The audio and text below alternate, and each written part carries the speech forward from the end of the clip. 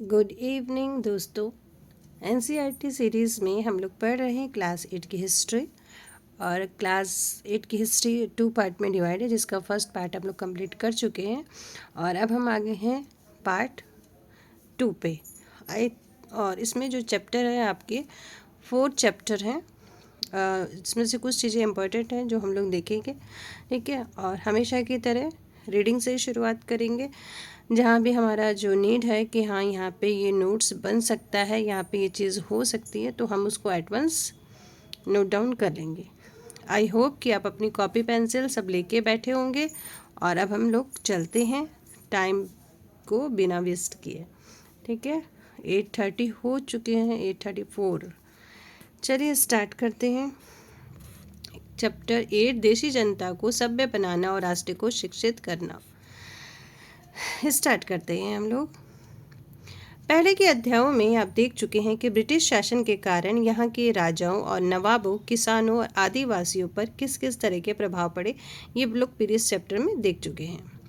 इस लेसन में हम ये समझने का प्रयास करेंगे कि इन चीज़ों की विद्यार्थियों के जीवन पर क्या असर पड़े।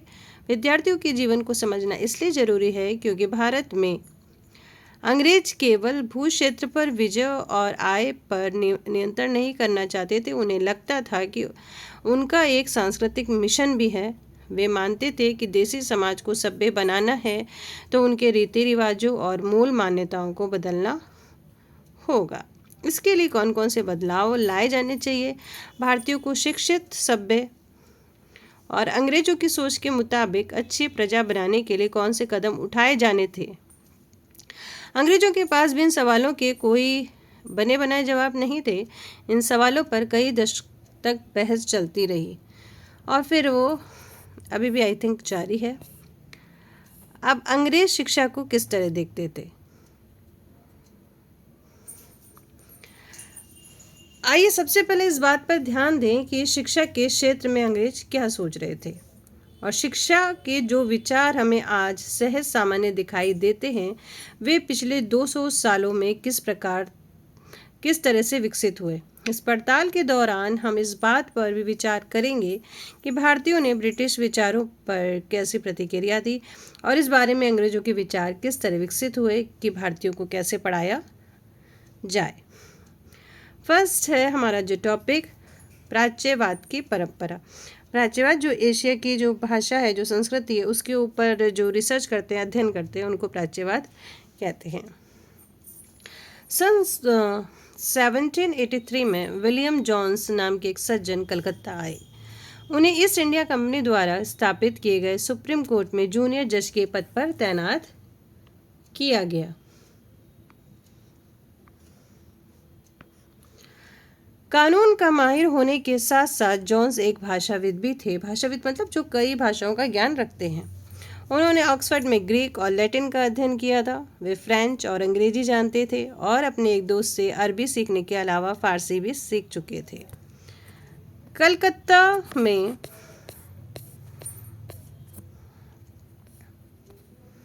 आने के बाद वो रोजाना घंटों संस्कृत विद्वानों के साथ बैठकर उनसे संस्कृत की बारीकियां, उसके व्याकरण और संस्कृत काव्यों का अध्ययन करने लगे थे। कुछ ही समय में उन्होंने कानून, दर्शन, धर्म, राजनीति, नैतिकता, अंक गणित, चिकित्सा विज्ञान और अन्य विज्ञानों की प्राचीन भारतीय पुस्तकों का अध्ययन शुरू कर दिया। जोन्स ने पाया कि उस समय कलकत्ता में तैनात बहुत सारे अंग्रेज अफसर भी उनकी जैसी दिलचस्पियां रखते थे। हेनरी थॉमस कोलब्रुक और नेथनियल हॉलेट भी भारतीय भाषा सीखकर संस्कृत और फारसी रचनाओं का अंग्रेजी में अनुवाद कर रहे थे और प्राचीन भारतीय विरासत को समझने के प्रयास में लगे थे। इन लोगों के साथ मिलकर जोन्स ने एशियाटिक सोसाइटी ऑफ बंगाल का गठन किया। एशियाटिक रिसर्च नामक शोध पत्रिका का प्रकाशन शुरू कर दिया। किसने शुरू कर दिया बताओ, किसने स्टार्ट किया? ये जोन्स ने, ठीक है, जोन्स ने स्टार्ट किया। जोन्स और कोलब्रुक भारत के प्रति एक खास तरह का रवैया रखते थे। वे भारत और पश्चिम दोनों की प्राचीन संस्कृतियों के प्रति गहरा आदर भाव रखते थे। उनका मानना था कि भारतीय सभ्यता प्राचीन काल में अपने वैभव के शिखर पर थी, परंतु बाद में उसका पतन होता चला गया। उनकी राय में भारत को समझने के लिए प्राचीन काल में लिखे गए यहाँ के पवित्र और कानूनी ग्रंथों को खोजना व समझना बहुत जरूरी है। उनका मानना था कि हिंदू और मुसलमानों के असली विचारों व कानूनों को इन्हीं रचनाओं के जरिए समझा जा सकता है। इन रचनाओं को पुनः अध्ययन से ही भारत का भावी विकास का आधार पैदा हो सकता है। इस तरह जॉन्स और कॉलब्रुक दोनों ही प्राचीन ग्रंथों को ढूंढने, उनकी व्याख्या करने, अनुवाद करने और ज़्यादा से ज़्यादा लोगों तक अपने नतीजे पहुंचाने में जुट गए। उन्हें विश्वास था कि यह परियोजना न केवल अंग्रेजों को भारतीय संस्कृति से सीखने में मदद करेगी, बल्कि भारतीयों को भी अपनी विरासत को दोबारा अपनाने में, अतीत के लुप्त वैभव को समझने में मदद करेगी। इस प्रक्रिया में अंग्रेज भारतीय संस्कृति के अभिभावक और मालिक दोनों की भूमिका निभा रहे थे।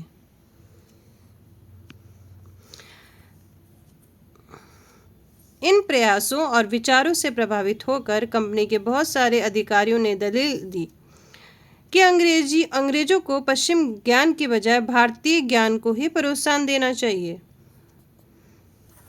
क्या दलीलें दी? अंग्रेजों को पश्चिमी ज्ञान की बजाय भारतीय ज्ञान को ही प्रोत्साहन देना चाहिए। वे चाहते थे कि प्राचीन भारतीय ग्रंथों के अध्ययन को प्रोत्साहित करने और संस्कृत व फारसी साहित्य के काव्य पढ़ने के लिए संस्थानों की स्थापना की जाए। इन अधिकारियों का यह भी मानना था कि हिंदू और मुसलमानों को वही पढ़ाना चाहिए जिससे वे पहले से परिचित हैं और जिसे वे आदर और महत्व देते हैं। उन्हें अनजाने विषयों की शिक्षा न दी जाए। इन अफसरों की राय में केवल तभी अंग्रेज देशी जनता का दिल जीत सकते हैं, केवल तभी अजनबी शासक अपनी प्रजा से आदर की उम्मीद कर सकते हैं। मदरसा देख लीजिए। मदरसा क्या है? सीखने का वह स्थान। सीखने के स्थान को अरबी भाषा में मदरसा कहा जाता है। ये किसी तरह के स्कूल या कॉलेज या कोई संस्था हो सकती है। इस बात को ध्यान में रखते हुए 1781 में अरबी फारसी इस्लामिक कानून के अध्ययन को बढ़ावा देने के लिए कलकत्ता में एक मदरसा खोला गया। कब खोला गया कलकत्ता में मदरसा? 1781 में, यानी कि 1781 में। ठीक है, ये लाइन भी इम्पोर्टेंट है।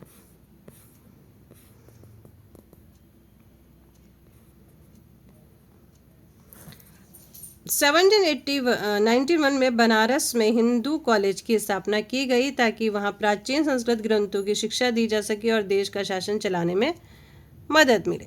परंतु कंपनी के सभी अफसर इन विचारों से सहमत नहीं थे। इनमें से बहुत सारे प्राच्यवादियों के कटु आलोचक भी थे। अभी इधर जो हमारा है वर्ड बैंक, इससे देख लेते हैं। प्राच्यवादी क्या है? एशिया की भाषा और संस्कृति का गहन अध्ययन करने वाले लोग। मुंशी, ऐसा व्यक्ति जो फारसी पढ़ना, लिखना और पढ़ाना जानता हो। वर्नाकुलर, यह शब्द आमतौर पर मानक भाषा से अलग किसी स्थानीय भाषा या बोली के लिए इस्तेमाल किया गया है। भारत जैसे औपनिवेशिक देशों में अंग्रेज रोजमर्रा इस्तेमाल की स्थानीय भाषा और साम्राज्यवादी शासकों की भाषा अंग्रेजी के बीच में फर्क को चिन्हित करने के लिए इस शब्द का इस्तेमाल करते थे, वर्नाकुलर। हमें पूरब की जघन्य गलतियाँ। पूरब ने कौन कौन सी गलती कर दी थी, इसको देखेंगे। 19वीं सदी की शुरुआत से ही बहुत सारे अंग्रेज अफसर शिक्षा के प्राच्यवादी दृष्टिकोण की आलोचना करने लगे थे। उनका कहना था कि पूर्वी समाजों का ज्ञान त्रुटियों से भरा हुआ और अवैज्ञानिक है। उनके मुताबिक पूर्वी साहित्य अगंभीर और सतही था। इसलिए उन्होंने दलील दी कि अंग्रेजों को अरबी और संस्कृत भाषा व साहित्य के अध्ययन पर बढ़ावा देने पर इतना खर्च नहीं करना चाहिए। प्राच्यवादियों पर हमला करने वालों में जेम्स मिल प्रमुख थे। उनका मानना था कि अंग्रेजों की देशी जनता को खुश करने और उनका दिल जीतने के लिए जनता की इच्छा के हिसाब से या उनकी भावना को ध्यान में रखते हुए शिक्षा नहीं देनी चाहिए। उनकी राय में शिक्षा के जरिए उपयोगी और व्यवहारिक चीज़ों का ज्ञान दिया जाना चाहिए और ये जरूरी भी है। इसलिए भारतीयों को पूर्वी समाज के काव्य, और धार्मिक साहित्य की बजाय ये पढ़ाया जाना चाहिए कि पश्चिम ने किस तरह वैज्ञानिक और तकनीकी सफलताएं हासिल कर ली है। 1830 के दशक में प्राच्यवादियों का विरोध और तीखा हो गया था। थॉमस बैबिंगटन मैकाले, ठीक है, मैकाले इन आलोचकों में सबसे प्रमुख और प्रभावशाली विचारक थे। ठीक है, मैकाले की जो नीतियां आप जब बीएड में पढ़ते हो तो इनका भी नाम आता है। वह भारत को असभ्य देश मानते थे, जिसे सभ्यता का पाठ पढ़ाना जरूरी था। मैकाले के मुताबिक पूर्वी ज्ञान की कोई भी शाखा इंग्लैंड की प्रगति के समकक्ष नहीं थी। मैकाले का कहना था कि एक अच्छे यूरोपीय पुस्तकालय में केवल एक खाना ही भारत और अरब के समूची देशी साहित्य के बराबर है। उनका तर्क था कि भारत में ब्रिटिश सरकार को प्राच्यवादी ज्ञान पर सरकारी पैसा बर्बाद नहीं करना चाहिए, क्योंकि इससे कोई फायदा होने वाला नहीं है। गहन ऊर्जा और आवेश पूर्वक मैकाले ने अंग्रेजी भाषा सिखाने की जरूरत पर जोर दिया। उनका मानना था कि अंग्रेजी के ज्ञान से भारतीयों को दुनिया की श्रेष्ठतम साहित्यिक कृतियों को पढ़ने का मौका मिलेगा। यहाँ के लोग पश्चिम विज्ञान और दर्शन के क्षेत्र में हुए विकास से अवगत हो पाएंगे। इस प्रकार उनका कहना था कि अंग्रेजी पढ़ाना लोगों को सभ्य बनाने, उनकी रुचियों, मूल्यों और संस्कृतियों को बदलने का रास्ता है। यानी कि अंग्रेजी पढ़ाने पे उन्होंने जोर दिया।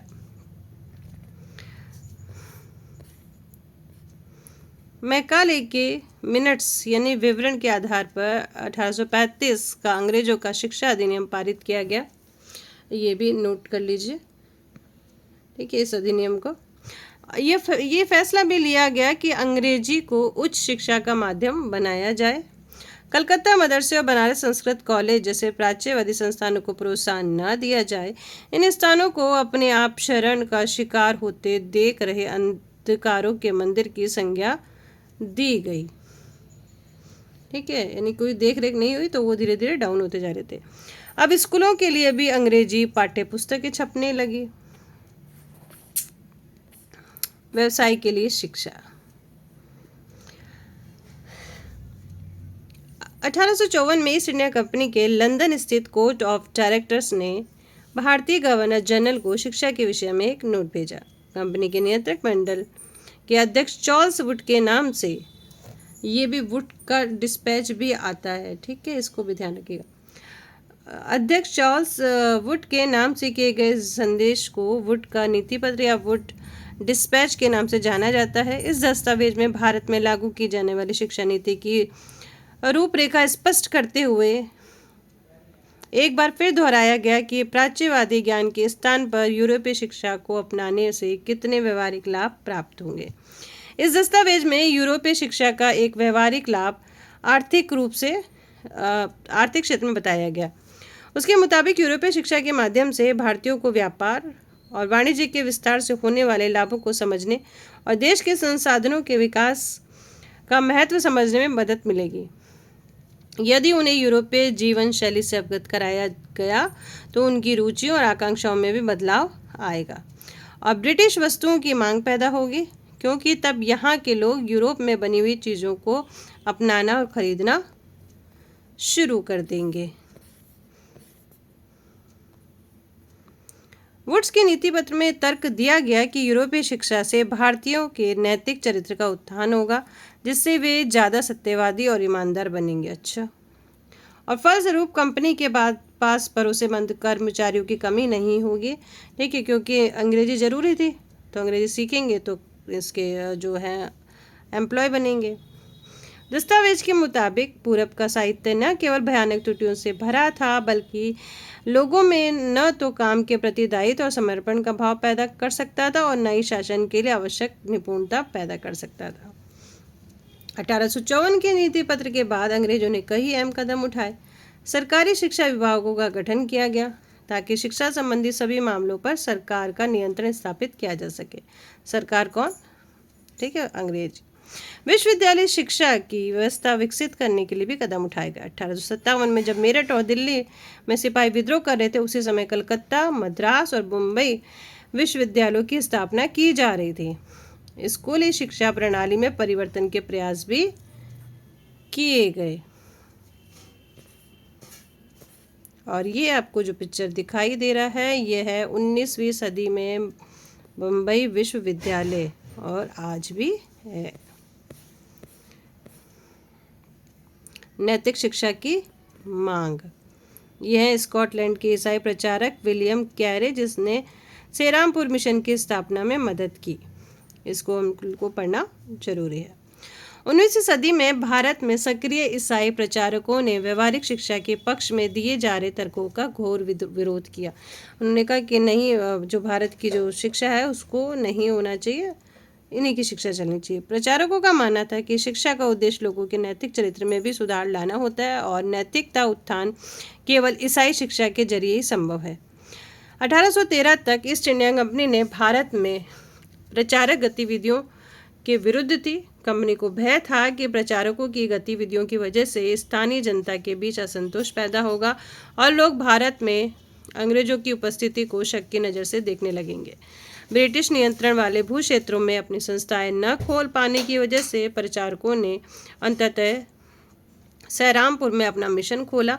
यह इलाका डैनिश ईस्ट इंडिया कंपनी के नियंत्रण में आता था। वर्ष 1800 में एक छापाखाना लगाया गया और 1818 में एक कॉलेज खोला गया। 19वीं सदी के दौरान पूरे भारत में प्रचारक स्कूल खोले गए, परंतु 1857 के बाद भारत की ब्रिटिश सरकार प्रचारक शिक्षा को प्रत्यक्ष सहायता देने में आनाकानी करने लगी।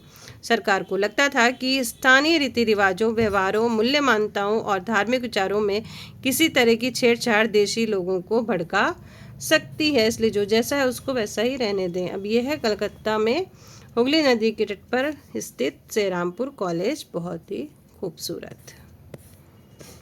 अब स्थानीय पाठशालाओं का क्या हुआ भाई? क्या आपको कुछ अंदाजा है कि अंग्रेजों से पहले यहाँ के बच्चों को किस तरह पढ़ाया जाता था? क्या आपने कभी सोचा है उस समय स्कूल बच्चे जाते भी थे या नहीं? अगर स्कूल जाते थे तो ब्रिटिश शासन के तहत उनका क्या हुआ? विलियम एडम की रिपोर्ट, इसको हम लोग अच्छे से पढ़ेंगे। 1830 के दशक में स्कॉटलैंड से आए ईसाई प्रचारक विलियम एडम ने बंगाल और बिहार के जिलों का दौरा किया। कंपनी ने उन्हें देशी स्कूलों में शिक्षा की प्रगति पर रिपोर्ट तैयार करने का जिम्मा सौंपा था। एडम ने जो रिपोर्ट तैयार की वह बड़ी दिलचस्प है। एडम ने पाया, इसको पढ़िएगा, इसमें से आ सकता है, ठीक। एडम ने पाया कि बंगाल और बिहार में 1 लाख से भी ज़्यादा पाठशालाएं हैं। ये बहुत छोटे छोटे केंद्र थे जिनमें आमतौर पर 20 से ज़्यादा विद्यार्थी नहीं होते थे। फिर भी इन पाठशालाओं में पढ़ने वाले बच्चों की कुल संख्या काफ़ी बड़ी, यानी 20 लाख से भी ज़्यादा थी। टोटल कितने थे? 1 लाख थे, 1 लाख से भी ज़्यादा थे। हर एक जो केंद्र था, जो सेंटर बना हुआ था, उसमें 20 बच्चे थे, यानी कि 20 लाख से भी ज़्यादा। ये पाठशालाएं संपन्न लोगों या स्थानीय समूह द्वारा चलाई जा रही थी। कई पाठशालाएं स्वयं गुरु द्वारा ही प्रारंभ की गई थी। शिक्षा का तरीका काफ़ी लचीला था। आज आप जिन चीज़ों की स्कूलों से उम्मीद करते हैं उनमें से कुछ चीज़ें उस समय की पाठशालाओं में मौजूद थी। बच्चों की फीस निश्चित नहीं थी, छपी हुई किताबें नहीं होती थी, पाठशाला की इमारतें अलग से नहीं बनाई जाती थी, बेंच और कुर्सियाँ नहीं होती थी, ब्लैक बोर्ड नहीं होते थे, अलग से कक्षाएं लेने के लिए बच्चों को हाजिरी लेने के लिए कोई इंतज़ाम नहीं था। सालाना इम्तिहान और नियमित समय सारणी जैसी कोई व्यवस्था नहीं थी। कुछ पाठशालाएं बरगद की छांव में ही चलती थी तो कुछ गांव की किसी दुकान या मंदिर के कोने में या गुरु के घर पे ही बच्चों को पढ़ाया जाता था। बच्चों की फीस उनके माँ बाप की आमदनी से तय होती थी। अमीरों को ज़्यादा और गरीबों को कम फीस देनी होती थी। शिक्षा मौखिक होती थी और क्या पढ़ाना है ये विद्यार्थियों की ज़रूरत के हिसाब से ही गुरु तय करते थे। विद्यार्थियों को अलग अलग कक्षाओं में नहीं बैठाया जाता था, सभी को एक जगह एक साथ बैठते थे। अलग अलग स्तर के विद्यार्थियों के साथ गुरु अलग से बात कर लेते थे। एडम ने पाया कि ये लचीली प्रणाली स्थानीय आवश्यकताओं के लिए काफ़ी अनुकूल है। उदाहरण के लिए फसलों की कटाई के समय कक्षाएं बंद हो जाती है क्योंकि उस समय गाँव के बच्चे प्राय खेतों में काम करने चले जाते हैं। कटाई और अनाज निकालने के बाद पाठशाला दोबारा चालू हो जाती थी। इसका परिणाम ये था कि साधारण काश्तकारों के जो बच्चे हैं वो भी पढ़ाई कर सकते थे। ये जो किसानों के बच्चे हैं, कोई लेबर के बच्चे, वो भी पढ़ाई कर सकते थे। नई दिनचर्या, नए नियम। अब क्या हुआ भाई, 19वीं सदी के मध्य तक कंपनी का ध्यान मुख्य रूप से उच्च शिक्षा पर था, इसलिए कंपनी ने स्थानीय पाठशालाओं के कामकाज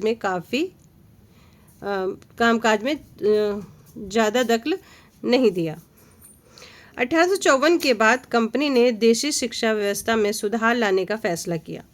कंपनी का मानना था कि इसके लिए मौजूदा व्यवस्था के भीतर ही बदलाव किए जा सकते हैं। कंपनी एक नई दिनचर्या, नए नियमों और नियमित निरीक्षणों के जरिए पाठशालाओं को और व्यवस्थित करना चाहती थी।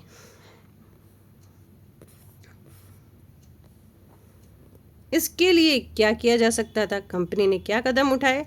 सबसे पहले तो कंपनी ने बहुत सारे पंडितों को सरकारी नौकरी पर रख लिया। ठीक है, सबसे पहले क्या किया, बहुत सारे पंडितों को सरकारी नौकरी पर रख लिया। इनमें से प्रत्येक पंडित को 4-5 स्कूलों की देखरेख का जिम्मा सौंपा जाता था। पंडितों का काम पाठशालाओं का दौरा करना, वहाँ अध्यापन की स्थिति में सुधार लाना था।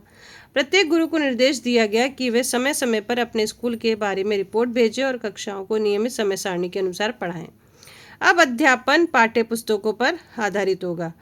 विद्यार्थियों की प्रगति को मापने के लिए वार्षिक परीक्षाओं की रूपरेखा तैयार की जाने लगी। विद्यार्थियों से कहा गया कि वे नियमित रूप से शुल्क दें, नियमित रूप से कक्षा में आएं, तय सीट पर बैठें और अनुशासन के नियमों का पालन करें। नए नियम पर चलने वाली पाठशालाओं को सरकारी अनुदान मिलने लगे। जो पाठशालाएं नई व्यवस्था के भीतर काम करने को तैयार नहीं थी, तो उन्हें सरकार कोई सहायता नहीं देती थी। जिन गुरुओं ने सरकारी निर्देशों का पालन करने की बजाय अपनी स्वतंत्रता बनाए रखी, वे सरकारी प्राप्त और नियमों से चलने वाले पाठशालाओं के सामने कमजोर पड़ गए, क्योंकि अब जो चीज़ें थी लोगों ने कम कर दिया। इन नए नियमों और दिनचर्या का एक और भी नतीजा हुआ। पहले वाली व्यवस्था में गरीब किसानों के बच्चे भी पाठशालाओं में जा सकते थे, क्योंकि शालाओं की जो समय सारणी थी काफ़ी लचीली होती थी। नई व्यवस्था के अनुशासन की मांग थी, बच्चे नियमित रूप से आएँ। अब कटाई के मौसम में भी बच्चों का स्कूल आना जरूरी था, जबकि उस समय गरीब घरों के बच्चे खेतों में काम करने जाया करते थे। अगर कोई बच्चा स्कूल नहीं आ पाता तो इसे अनुशासनहीनता माना जाता है, यानी कि बच्चे को पढ़ना लिखना नहीं आता है। अब हम अरविंदो घोष जी की बात सुन लेते हैं, इन्होंने क्या बोला। अरविंदो घोष ने 15 जनवरी 1908 को बॉम्बे यानी कि मुंबई में अपने एक संभाषण में राष्ट्रीय शिक्षा पर बोलते हुए कहा कि इसका लक्ष्य छात्रों में राष्ट्रीयता का भाव जागृत करना है। इसके लिए अपने पूर्वजों के साहसी कार्यों पर गहराई से चिंतन करना आवश्यक होगा। शिक्षा को मातृभाषा में होना चाहिए ताकि अधिक से अधिक लोगों तक पहुंच सके। अरविंदो ने इस बात पर भी बल दिया कि यद्यपि छात्रों को अपने मूल के साथ जुड़े रहना चाहिए, फिर भी उनको आधुनिक वैज्ञानिक आविष्कारों तथा लोकप्रिय शासन व्यवस्था के संदर्भ में पश्चिमी देशों के अनुभव का भी भरपूर लाभ उठाना चाहिए। ठीक है, अपने को नहीं छोड़ना है और दूसरे को भी पकड़ना है। इसके अतिरिक्त छात्रों को कोई हस्तकला भी सीखनी चाहिए ताकि वे स्कूल छोड़ने पर यथासंभव रोजगार पा सकें, ये इन्होंने कहा और ये बहुत ही अच्छा था। राष्ट्रीय शिक्षा की कार्यसूची। केवल अंग्रेज अफसर ही भारत में अंग्रेज शिक्षा के बारे में नहीं सोच रहे थे।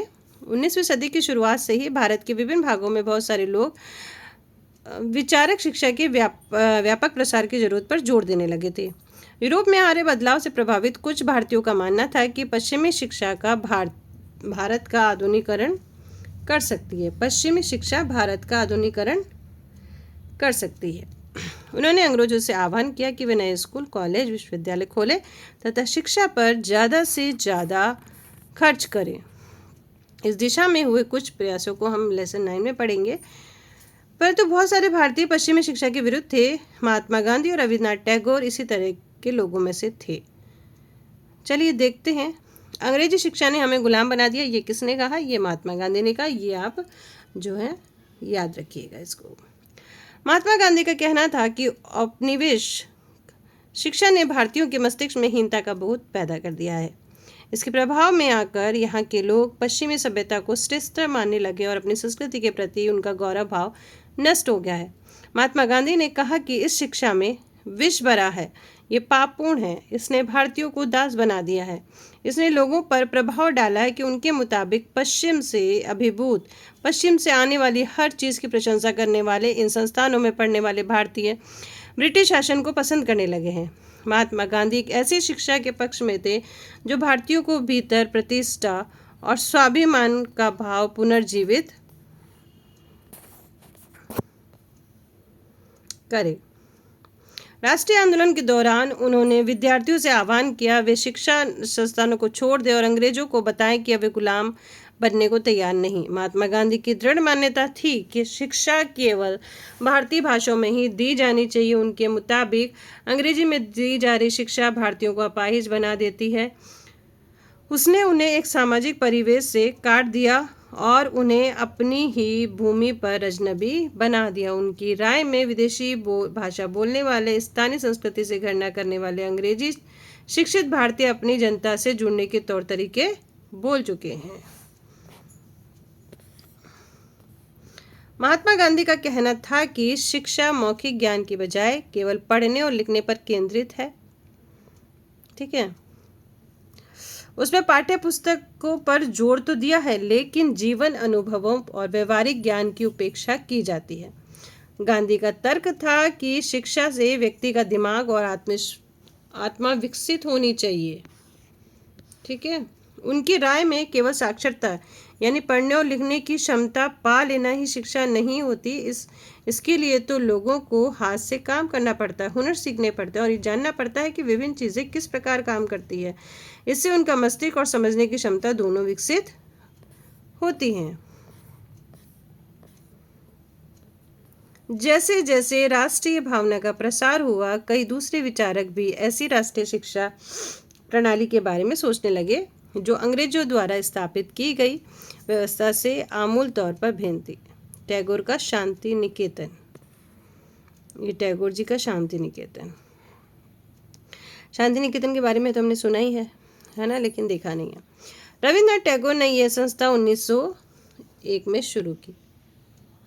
टैगोर जब बच्चे थे तो स्कूल जाने से बहुत चिढ़ते थे। वहाँ उनका दम घुटता था। उन्हें स्कूल का माहौल दमनकारी लगता था। टैगोर को ऐसा लगता था मानो स्कूल कोई जेल हो, क्योंकि वहाँ बच्चे मनचाहा कभी नहीं कर पाते थे। जब दूसरे बच्चे शिक्षक को सुन रहे होते थे तो टैगोर का दिमाग कहीं और भटक रहा होता था। कलकत्ता के अपने स्कूल जीवन के अनुभवों ने शिक्षा के बारे में टैगोर के विचार को काफ़ी प्रभावित किया। जब वे बड़े हुए तो उन्होंने एक ऐसा स्कूल खोलने के बारे में सोचा जहाँ बच्चे खुश रह सकें, जहाँ वे मुक्त हो, रचनाशील हो, जहाँ वे अपने विचारों और आकांक्षाओं को समझ सकें। टैगोर को लगता था कि बचपन का समय अपने आप सीखने का समय होना चाहिए। वह अंग्रेजों द्वारा स्थापित की गई नई शिक्षा व्यवस्था के कड़े और बंधनकारी अनुशासन से मुक्त होना चाहिए, ऐसा वो मानते थे। शिक्षक कल्पनाशील हो, बच्चों को समझते हो और उसके अंदर उत्सुकता, जानने की चाह विकसित करने में मदद दें। टैगोर के मुताबिक वर्तमान स्कूल बच्चों की रचनाशीलता चकित होने के बजाय उसके स्वाभाविक गुण को मार देता है। टैगोर का मानना था कि सृजनात्मक शिक्षा को केवल प्राकृतिक परिवेश में ही प्रोत्साहित किया जा सकता है। इसलिए उन्होंने कलकत्ता में 100 किलोमीटर एक दूरी पर ग्रामीण परिवेश में अपना स्कूल खोलने का फैसला किया। उन्होंने ये जगह निर्मल शांति से भरी शांति निकेतन दिखाई दी, जहाँ प्रकृति के साथ जीते हुए बच्चे अपनी स्वाभाविक सृजनात्मक मेधा मतलब बुद्धि को और विकसित कर सकते थे।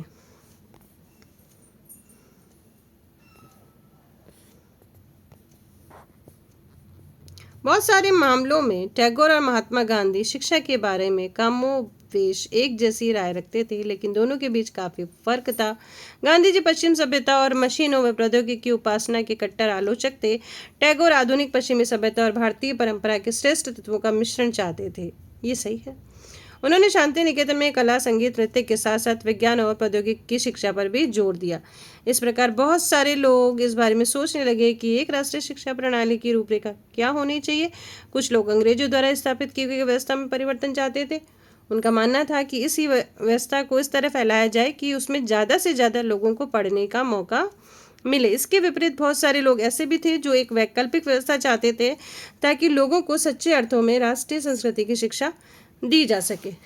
अब ये तय कौन करेगा सच्चे अर्थों में राष्ट्रीय शिक्षा क्या होता है? इस राष्ट्रीय शिक्षा की बहस स्वतंत्रता के बाद भी जारी रही।